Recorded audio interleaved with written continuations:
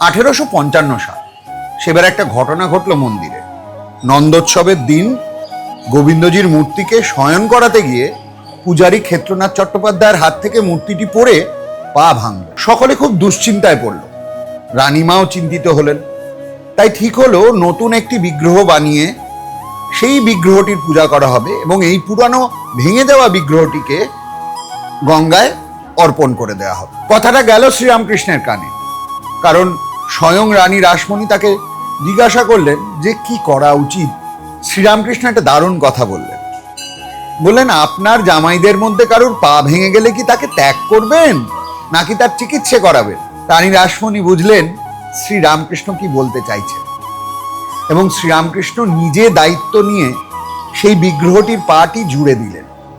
এমন নিপুণ তার হাতের কাজ যে আজও সেই বিগ্রহ রয়েছে এই মন্দিরে। আপনি দর্শন করেছেন কি? তাহলে চলে আসুন, দেখা করে যান সেই ভেঙে যাওয়া বিগ্রহকে, যা ঠিক করে দিয়েছিলেন শ্রীরামকৃষ্ণ স্বয়ং। এই পুণ্যভূমি দক্ষিণেশ্বরে আসুন আরেকবার। জয় মা।